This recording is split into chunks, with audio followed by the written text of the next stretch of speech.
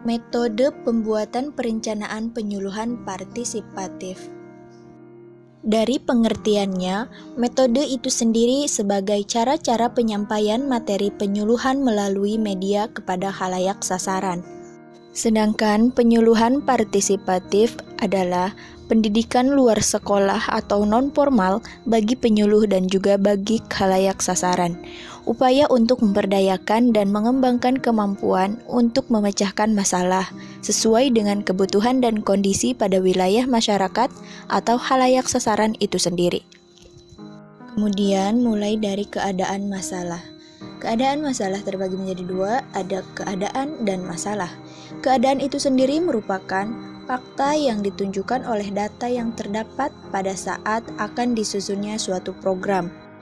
Kemudian, keadaan dapat disajikan dalam bentuk bagan, tabel, matrik, atau pernyataan tertulis sebagai hasil dari analisa data dan informasi yang telah dikumpulkan dengan menggunakan metode RRA atau PRA dengan teknik PRA, kajian data sekunder dan teknik-teknik lainnya. Kemudian masalah. Suatu wilayah dikatakan mempunyai masalah kalau ada fakta yang belum memuaskan atau fakta tersebut belum sesuai dengan yang diinginkan. Sehingga kemudian untuk mengetahui masalahnya yang perlu dianalisis atau diketahui lebih lanjut faktor-faktor apa yang menyebabkan keadaan tersebut tidak memuaskan. Kemudian pengembangan metode pembuatan perencanaan penyuluhan partisipatif. Tujuan dari pengembangan pembuatan perencanaan adalah untuk menggambarkan batasan-batasan yang jelas ke profesi unik yang dibutuhkan, di mana perencanaan dapat mengenali dan memperkuat identitas mereka sebagai perencana dan penemuan panduan untuk banyak masalah yang mereka hadapi. Selain itu, tujuan dari perencanaan ini ada dua. Yang pertama, memberikan pemahaman yang lebih dalam tentang proses yang bisa dilakukan perencana. Dan yang kedua yaitu untuk menjawab pertanyaan tentang bagaimana cara secara sadar mencapai peningkatan kualitas hidup manusia secara luas. Selanjutnya kemudian mengembangkan strategi atau rencana MNI secara keseluruhan. Untuk secara efektif memantau dan mengevaluasi program atau proyek apapun, penting untuk mengembangkan strategi atau rencana PNI secara keseluruhan.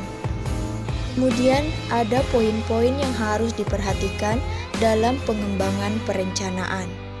Poin yang pertama, penting untuk memperjelas tentang tujuan dan ruang lingkup sistem PNI secara keseluruhan itu sendiri. Kemudian, poin kedua yang penting yaitu sistem keseluruhan yang akan dibutuhkan agar PNI efektif harus dipertimbangkan.